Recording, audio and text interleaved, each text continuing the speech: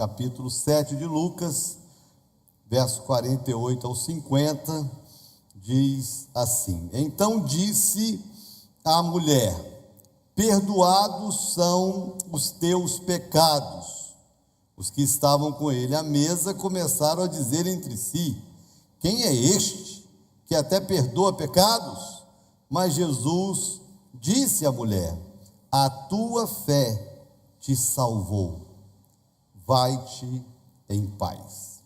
Pai, eu quero te agradecer mais uma vez por esse dia. Que dia especial, meu Deus, que dia precioso, desde cedo na tua casa, e essas portas abertas durante todo esse dia. Quero te agradecer por cada pessoa que entrou aqui durante esse tempo, pela manhã, um momento de ceia, da reunião de líderes. Meu Deus, que cada momento tão precioso na tua presença, e eu quero te agradecer por cada pessoa que veio, por cada pessoa que orou, que dobrou os seus joelhos, que levantou a sua voz, ou mesmo em silêncio no seu cantinho, abriu o coração diante do Senhor e buscou ao Senhor nesse dia, neste lugar. Meu Deus, obrigado por essas 12 horas que estão agora se encerrando, e encerramos nesse culto de adoração ao teu nome. Meu Deus, e diante da tua palavra, que nós queremos nesse momento ouvir a tua voz através dela. Então fala conosco, quebranta o nosso coração, abra o nosso entendimento, joga por terra toda distração, toda dúvida, todo questionamento que pode roubar essa boa semente, mas fala conosco, eu te peço, em nome de Jesus. Você pode dizer amém? Amém. Muito bem, queridos,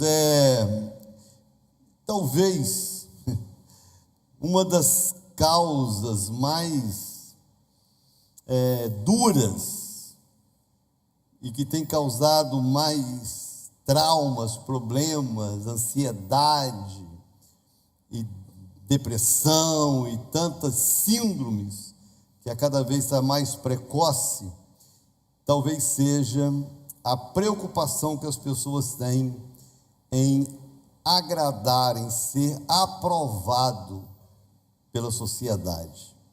Como isso tem sido, assim, prejudicial para a saúde emocional das pessoas. Essa busca por aprovação, por reconhecimento, por aceitação. Às vezes isso acontece dentro de casa, onde um filho se sente menos amado que o outro. Às vezes na escola, onde talvez você não tenha o mesmo talento que um coleguinha tem, e aquela sensação de que pelo fato de você não ter o tal talento, você não é tão especial. Então essa busca por aprovação tem gerado essa ansiedade precoce, que preocupa estudiosos e, é lógico, preocupa a igreja, porque determinadas síndromes que a gente só via na idade adulta, isso tem sido manifesto em crianças. É difícil, para a minha geração, é difícil conceber a ideia de uma criança com ansiedade. É difícil, eu sei que é uma realidade, mas por quê? Porque na nossa geração, pensar aos 14 anos de idade, que já é um adolescente, a única coisa que a gente pensava, irmãos, a única preocupação que a gente tinha, era quantas pipas eu tenho para usar no sábado e no domingo. Não que a gente não tivesse aquela coisa do namoricozinho, mas não queria nem perder tempo. Soltar a pipa era melhor do que namorar. Jogar bola com os amigos.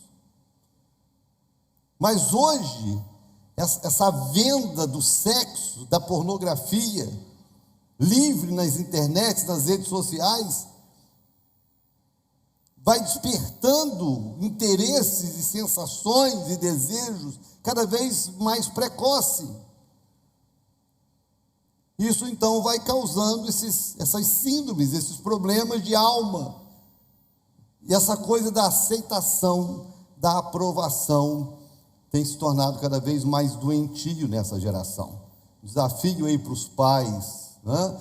Às vezes alguns pais ficam, poxa, mas é muito difícil criar filhos porque está muito caro. Talvez o maior desafio na criação de filhos não seja o quanto você vai gastar numa escola, mas o quanto você é capaz de gerar um ambiente saudável para ele dentro de casa. Quanto você é capaz de fazer com que os seus filhos, nas limitações que ele tem, ele sempre se sentir especial, porque ele é o seu filho. Enfim, essas coisas, esse desafio da aprovação. Mas eu estou trazendo isso para você, porque esse texto que eu li para você, eu só citei uma parte dele, mas todo esse capítulo 7, ele traz pelo menos 3 experiências que mostram o que deveria ser o nosso maior interesse como cristão, que é a aprovação de Deus na nossa vida. Então, eu queria compartilhar com você algo, eu queria que você entendesse da seguinte forma: se a sua intenção é agradar as pessoas, meu querido, eu vou te dar uma resposta muito dura e difícil. É impossível, porque nem Jesus, com toda a sua perfeição e bondade, foi capaz de agradar a todos.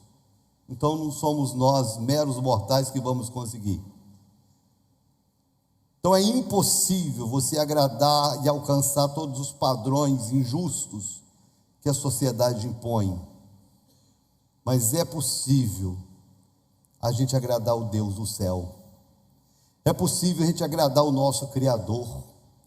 É possível a gente agradar aquele que foi capaz de nos amar a ponto de entregar a própria vida numa cruz para morrer no nosso lugar. E se eu conseguir olhar para isso como um propósito de que faz com que a minha vida tenha real valor e sentido, então eu queria compartilhar com você o que precisamos para agradar a Deus. O que nós precisamos para sermos aprovados por Deus. E é muito interessante e importante que eu olhe da seguinte forma: ainda que o mundo me reprove, ainda que a minha família me reprove, se eu for aprovado por Deus, a minha vida valeu a pena. Posso ouvir um amém? Então eu queria compartilhar com você sobre esse tema, aprovados por Deus, e o que Deus precisa ver em nós, ou espera em nós, para que sejamos então aprovados por Ele. Está pronto? Está comigo aí? Então vamos lá. Primeira coisa, se eu quero ser aprovado por Deus, primeiro, eu preciso ter uma fé inabalável nele. A palavra de Deus diz que sem fé é impossível agradar a Deus. Então, se eu quero agradar a Deus, eu preciso crer nele. Agora presta atenção no texto, porque eu não vou ler o texto para você, mas eu vou citar e você pode anotar e conferir em casa. Do verso 1 ao verso 10, narra a história de um centurião romano. O centurião romano, ele era um líder respeitado, não só em Roma, mas no caso em Israel. Geralmente eles eram responsáveis por alguma região que tinha alguma notoriedade dentro do reino. E esse centurião romano, ele tinha um servo, que a Bíblia diz que ele gostava muito do rapaz, né? Era uma pessoa que ele tinha assim, que ele gostava desse servo, desse rapaz. E esse rapaz ficou doente e quase à morte. E ele então, pela posição de autoridade que ele tinha, ele pede às autoridades judaicas, aos líderes de Israel, para interceder a Jesus e pedir: Jesus, vai lá orar, vai lá curar o meu servo, porque eu gosto muito dele. Os líderes de Israel vão até Jesus e falam para Jesus: Jesus, ele merece isso, porque ele é um cara muito bom, inclusive foi ele que construiu a nossa sinagoga. Vai lá orar pelo servo dele. Jesus então se dispõe e vai. Jesus atende ao pedido e vai. Aí a Bíblia diz que quando ele estava chegando na casa do centurião, e Jesus sempre, com aquela comitiva, com aquela multidão que o acompanhava, quando estava chegando na casa do centurião, o centurião manda um outro servo ao encontro de Jesus.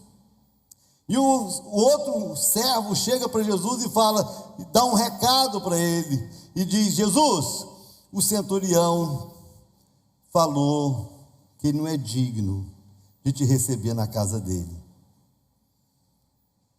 Ele pode ser até um centurião, ele pode ser até uma pessoa importante, mas ele não é digno de te receber. E ele falou que se o Senhor apenas der uma palavra, o servo dele vai ser curado. Porque ele também é um homem de autoridade. E ele fala para o servo: faz isso. E o servo faz aquilo. E o servo faz, leva aquilo lá. E o servo, tudo. E ele acredita que se o Senhor der uma palavra, o servo vai ser curado. Jesus chega e fala assim: nem em Israel eu vi uma fé como essa. Olha que coisa extraordinária. Nem em Israel eu vi fé como essa. Alguém que foi capaz de confiar em mim, independente de me ver pessoalmente, independente de estar comigo pessoalmente, ele creu, ele confiou que eu teria o poder para curar o menino, para curar o rapaz. Aí os mensageiros vão para casa, e o texto diz que quando os mensageiros entram em casa, encontram o rapaz curado. Mas o que me chama a atenção é a palavra que Jesus fala do centurião, a aprovação de Jesus, a fé desse centurião. Porque esse centurião, ele não era uma pessoa religiosa, ele era romano, ele não era da cúpula judaica, não, ele era um romano. Ele não tinha pedigree evangélico, não, ele não era pentecostal nem tradicional, ele era um romano. E mesmo não sendo um religioso dentro dos padrões da época, ele creu mais em Jesus, segundo Jesus, mais do que todo Israel foi capaz de crer. Se eu quero ser aprovado pelos homens, eu vou enfrentar frustrações e eu nunca vou conseguir isso. Mas se eu quero ser aprovado por Deus, eu preciso aprender a confiar em Deus, a crer nele. Uma fé que não depende de circunstâncias. Entenda isso. Porque não depende de circunstâncias. O rapaz estava à morte. Não tem a ver com circunstâncias. Não tem a ver com o mérito. Porque ainda que as autoridades judaicas fizeram aquela leitura, não, mas ele construiu a sinagoga, então ele merece. Mas o centurião diz: eu não sou digno, eu não mereço. Olha que fé extraordinária, que move os céus, não porque acha que merece, não porque acha que ele é o cara joia, bonzinho pra cá, não, mas porque ele decidiu crer que a graça de Deus é maior do que o mérito dele. E aqui vai a primeira resposta, o primeiro desafio na nossa relação humana com o Criador. Se eu quero ser aprovado por Deus, eu preciso crer em Deus, preciso confiar em Deus, no Deus que abre portas aonde não tem portas, no Deus que é capaz de mover os céus e a terra para responder a oração de um filho, no Deus que é capaz de ressuscitar mortos para cumprir com um propósito, de confiar num Deus, mesmo quando um milagre não acontece, mesmo quando eu não vejo a resposta a uma oração, ainda assim eu sou capaz de confiar nele. Essa fé nos faz aprovado, essa resposta nos faz aprovado. Posso ouvir um amém? Presta atenção nisso, porque, como eu falei, essa luta por aprovação, muitas vezes ela é transferida na nossa relação com Deus, porque parece para algumas pessoas que Deus não as ama, porque elas querem algo e elas não alcançam. Pessoas que às vezes se sentem desaprovadas por Deus, porque elas têm sonhos e desejos que ainda não viveram. E confiar em Deus e crer em Deus é justamente alimentar essa confiança independente do que Deus fez ou irá ou não fazer.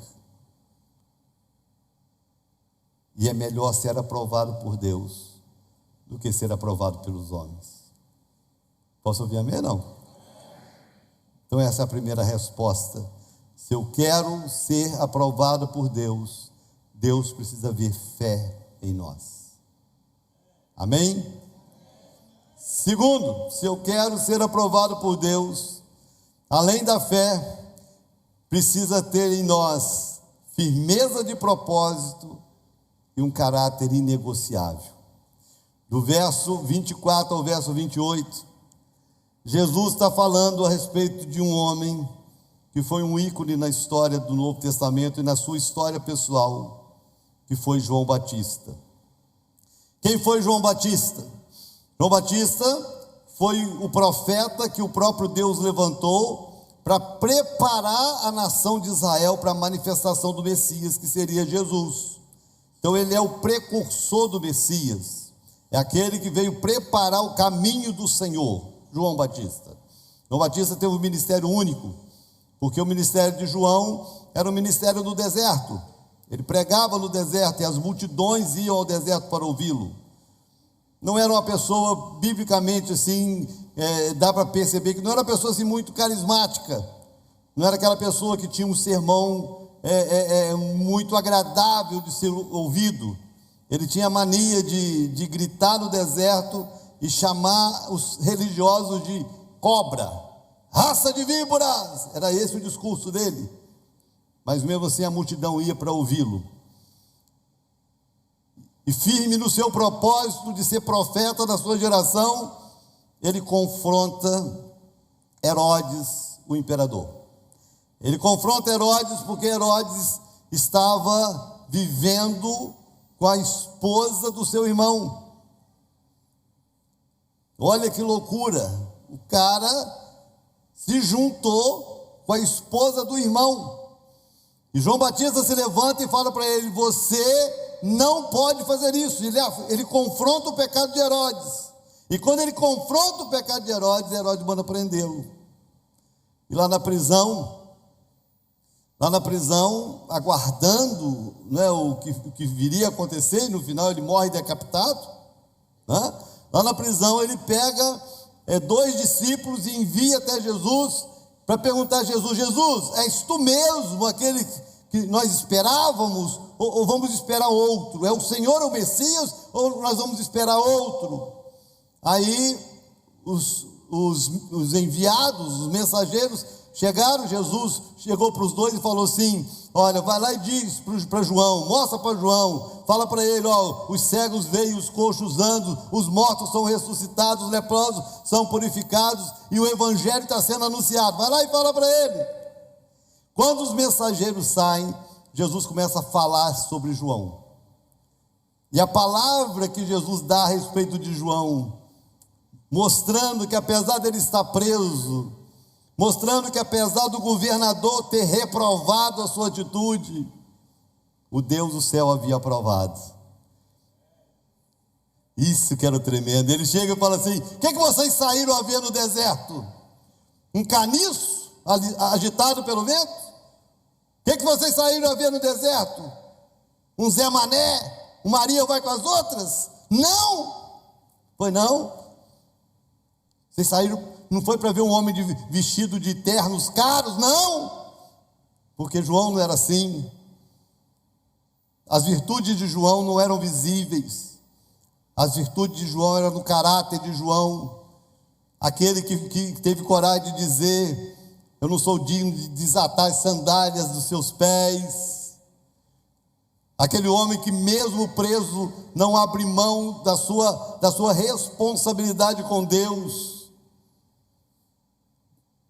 Porque seria mais ou menos assim: se ele volta atrás no discurso, possivelmente ele seria solto, mas ele prefere ser morto a negociar os seus valores, ele prefere ser morto a negociar os seus princípios. E essa atitude de nobreza, de firmeza de caráter, de não abandonar a sua responsabilidade, desperta em Jesus um elogio. Vocês não saíram para ver um profeta, vocês saíram para ver alguém que é muito mais do que um profeta. O mundo pode estar reprovando João, mas eu o aprovo. Porque se tem algo que Deus aprova, são pessoas que não negociam a sua fé. São pessoas que não negociam o seu compromisso com Deus. São pessoas que não mudam de comportamento quando estão nas rodinhas de amigos ou longe da igreja.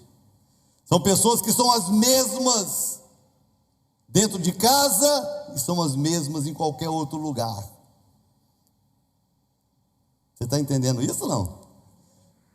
Então, se eu quero ser aprovado por Deus, ter esse caráter inegociável, irredutível, que quando ninguém está vendo, mas o Deus que tudo vê está olhando para mim, e Ele vê que o meu comportamento não muda porque eu estou perto de um amigo ou de uma amiguinha, enfim, que a minha preocupação não é de agradar as pessoas que estão olhando para mim, não é para agradar uma sociedade que está cobrando algo de mim, mas para agradar um Deus que eu não estou vendo, mas Ele está me vendo. Se o meu coração é esse, se eu não negocio as minhas responsabilidades, os propósitos que Deus me confiou, se eu não negocio, ainda que o mundo me reprove, Deus me aprova.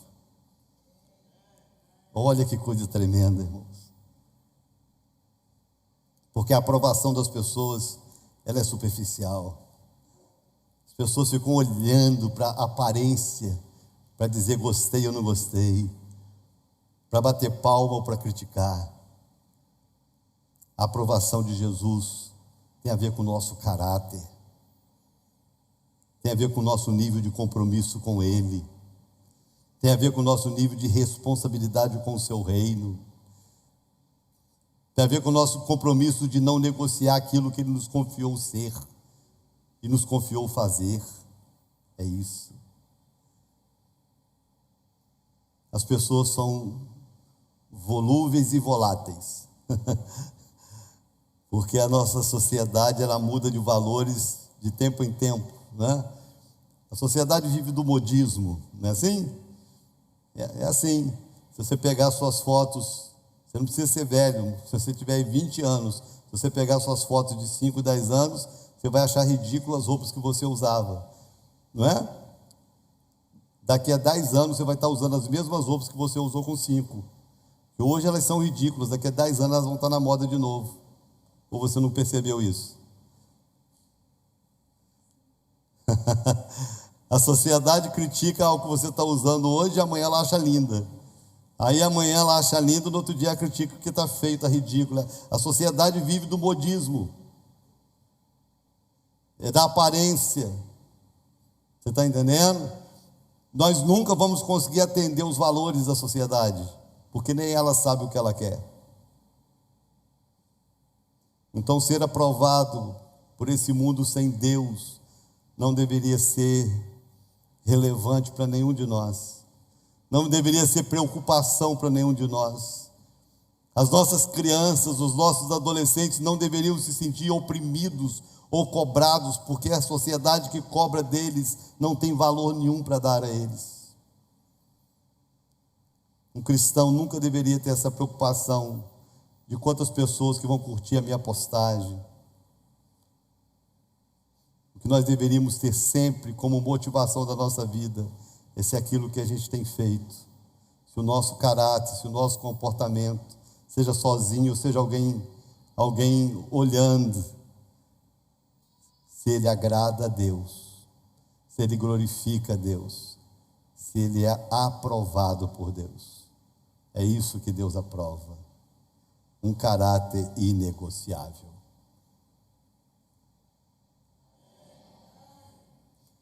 E terceiro, do verso 36 ao verso 50, vai contar outra história. Agora, a história de um fariseu, um religioso, que convida Jesus para jantar na sua casa. Irmãos, às vezes a gente lê os evangelhos, lê a Bíblia, lê assim a vida de Jesus, e às vezes a gente não percebe, não presta assim muita atenção nos detalhes, né? Jesus, ele tinha, ele entrava, ele não tinha preconceito com ninguém. Você já percebeu isso? Então ele vai jantar na casa de Zaqueu, um publicano pecador. Ele vai jantar com os amigos Lázaro em Betânia. Aqui ele está, e é outra coisa, né? Porque quando ele fala de João, ele fala assim: a que comparareis essa geração? Olha que palavra, parece a nossa, mas era a geração de 2000 anos atrás. A que comparareis essa geração? Essa geração é como meninos. Olha bem a visão de Jesus. Essa geração é uma geração de meninos que nada satisfaz, porque a gente cantou, a gente tocou, vocês não dançaram. A gente entoou poesias, vocês não celebraram. Porque João veio, não comia e nem bebia. E sabe o que vocês falavam dele? Tem demônio. Aí o Filho do Homem vem, come, bebe. Sabe o que vocês falam? É um comilão e bebedor. E Jesus não se importava com nada disso. Está Jesus comendo na casa do fariseu, na casa de um religioso. Ele entra na casa do religioso para um jantar. E é muito legal, né, irmãos? Como que Jesus valoriza, estou abrindo aqui um parênteses, né? Como que Jesus valoriza esses momentos de mesa, né? A gente tem falado sobre isso, hoje nós falamos sobre a importância da comunhão. Como é importante esse momento de mesa. Eu acho que é um dos momentos da minha casa que eu mais amo é sentar com amigos, sentar com a família, sentar, comer, tomar café, bater papo, seja só eu e a esposa, quando os filhos e as noras estão, melhor ainda, com amigos. Como é bom momentos de mesa, criar esses momentos de mesa. E Jesus amava esse negócio. Então, se você queria ter Jesus em casa, convidava ele para comer. Convida Jesus para comer que ele vai, né? Então Jesus gostava desse negócio de sentar, de jantar. Então o fariseu convida, Jesus vai. Possivelmente o fariseu rico, né, de um padrão social, e está lá Jesus comendo. E de repente tinha naquela cidade uma mulher, que não era bem falada, possivelmente uma prostituta da cidade. Não sabemos o nível de prostituição dessa mulher, mas enfim, ela entra. É estranho, porque a gente não consegue entender como que essa mulher consegue entrar na casa, mas ela entra. Está lá Jesus sentado à mesa, né? Não era uma mesa como as nossas, né? Que a gente senta com banquinho, com cadeira. A mesa era no chão, então comia reclinado, os pés ficavam para trás. E essa mulher então entra e começa a chorar aos pés de Jesus. E ela chorava aos pés de Jesus, e enxugava os pés de Jesus com o cabelo, e ela levou um unguento, que era um perfume caro, e ela derramava o perfume aos pés de Jesus, e chorava, e enxugava com o cabelo. Aí o fariseu, no coração dele, pensou assim: se esse homem fosse profeta de verdade, ele saberia que essa mulher é uma prostituta. E Jesus, que era profeta de verdade, chegou para o fariseu e falou assim: Simão, sabia o nome do cara, Simão, um certo senhor, ele tinha duas pessoas que devia a ele. Um devia 500 denários, outro devia 50. E ele perdoou os dois. Qual que você acha que vai amar mais o Senhor? Aí Simão responde: eu imagino que aquele que foi perdoado 500. Respondeste bem, Simão, porque aquele que é muito perdoado, muito ama. Agora você vê, Simão, eu entrei na sua casa, você não me deu um beijo. Essa mulher não parou de beijar os meus pés desde que ela entrou aqui.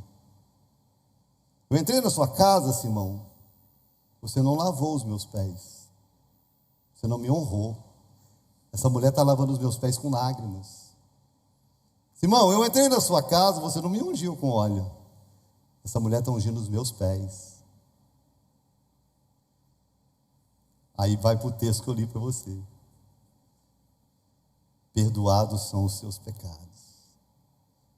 Vá em paz. não peques mais. Jesus está aprovando a atitude de uma mulher diante de um homem profundo conhecedor da lei, profundo conhecedor da Bíblia, mas que não encontrou o caminho de agradar a Deus. A religião fez dele alguém muito preocupado em agradar a sociedade, porque se tinha algo que os fariseus sabiam, era viver de aparência, era ser aplaudido e reconhecido pelas pessoas, mas não descobriram a forma de agradar a Deus e de ser aprovado por Deus. Não descobriu o caminho mais simples de tocar o coração do Criador, que é o arrependimento e o quebrantamento. Nós não vamos conseguir a aprovação da sociedade. É a maior tolice querer isso. Mas se eu quero ser aprovado por Deus, eu preciso ter um coração arrependido e quebrantado. Porque Deus não se importa o quanto eu fui capaz de pecar. Deus se importa o quanto eu sou capaz de fazer o caminho de volta. Deus não quer saber o quanto o mundo me feriu e foi capaz de endurecer o meu coração. Deus quer saber o quanto eu sou capaz de me quebrantar diante dele, independente da dureza da vida. É essa palavra. Se eu quero a aprovação de Deus, irmãos, eu preciso ter um coração quebrantado e arrependido. Ele sai dessa casa. O fariseu não ouve isso, mas ela ouve. As duas frases que todo ser humano mais necessita ouvir. Presta atenção. As duas frases que o ser humano mais necessita são essas duas frases. Primeiro, perdoados são os teus pecados. Não tem nada mais precioso na vida de um ser humano do que ser livre da carga do pecado. E a segunda frase, vai-te em paz, não peques mais. Porque é isso que as pessoas mais procuram, paz. O que mais as pessoas anseiam, paz. Foram as frases que uma mulher ouviu, porque ela conseguiu a aprovação de Deus, com o coração quebrantado e arrependido. Deus a aprova. Eu não sei qual é a sua escala de valores. Não sei o que você tem como propósito de vida ou como prioridade no seu dia a dia. Não sei o que te mais desperta quando você sonha ou deseja algo. Porque as pessoas vivem seus sonhos e Deus não tem problema com isso. Mas se você vive uma vida de ostentação, onde você quer ter o carrão para os amigos te receberem, onde você quer ter a casarona, você quer ter dinheiro, você quer ter condições de bancar as coisas para os outros, para ser recebido pelas pessoas, saiba que o dia que você não tiver, aqueles que um dia te aprovaram, no outro dia vão virar as costas para você. Então, se você quer viver esse nível de aprovação, se prepare para viver o nível da frustração. Mas se você quer ser aprovado por Deus, pelo seu Criador, primeiro, creia nele, confie nele. Segundo, nunca abandone aquilo que ele confiou a você. Seja firme. Seja firme. Seja firme no seu compromisso com Deus. Seja firme na sua aliança com Ele. E terceiro, tenha um coração sempre arrependido. E tenha sempre um coração quebrantado. Porque um coração contrito e quebrantado, A Bíblia diz que Deus não despreza. A Bíblia diz que Deus rejeita o soberbo, mas ao humilde Ele dá graça. Espero que você tenha entendido essa palavra. Vamos ficar de pé.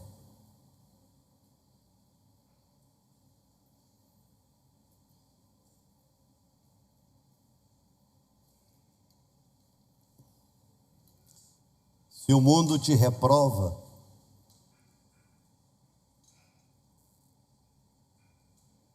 talvez seja o maior sinal de que você está no caminho certo para Deus te aprovar.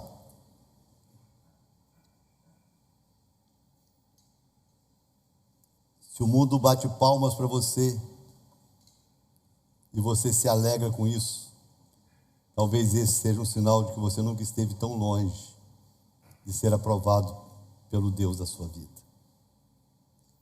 Essa é uma escolha que nós precisamos fazer em algum momento.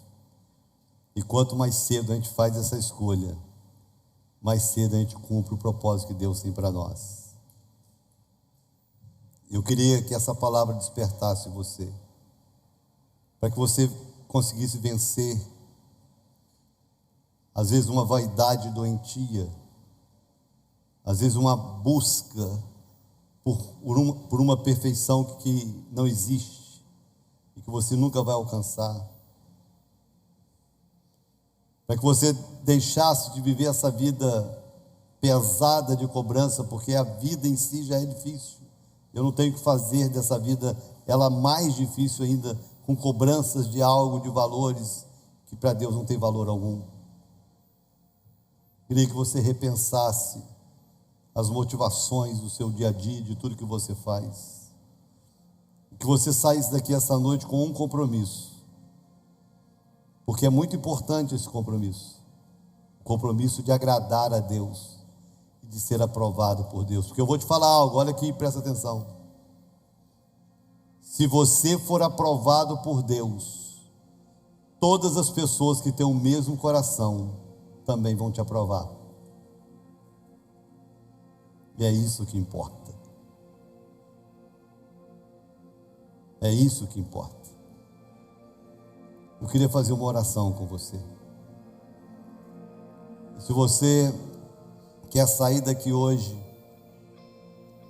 com esse novo desafio de vida, com esse novo estilo de vida, onde agradar a Deus é a coisa mais importante para você, e você entendeu que para isso acontecer você precisa crer em Jesus, confiar nele, viver o propósito que ele tem para você, se arrepender dos seus pecados. Se você entendeu isso, eu queria que você orasse comigo. Então toda a igreja vai repetir comigo essa oração. Todos repitam. Mas é muito importante que você repita consciente da oração que você está fazendo. Então feche os seus olhos, por favor, por um instante. Você pode colocar a mão aí no seu coração, porque a oração tem que ser algo que saia não só dos nossos lábios. Oração é algo que precisa sair de dentro de nós. Tem que ser mais do que palavras. Palavras não convencem Deus, mas um coração sincero toca o céu. Repete comigo, diga: Senhor Jesus, eu entendi a tua palavra e eu tomo uma decisão nessa hora, que a minha vida, independente se a sociedade, se os amigos, se as pessoas vão me aprovar ou não, eu tomo uma decisão essa noite, que a minha vida seja aprovada pelo Senhor. Por isso, com essa oração, eu tomo uma decisão de crer no Senhor, de viver o teu propósito. Por isso eu me arrependo dos meus pecados, e com o coração quebrantado eu te recebo como meu Senhor e como meu Salvador. Amém.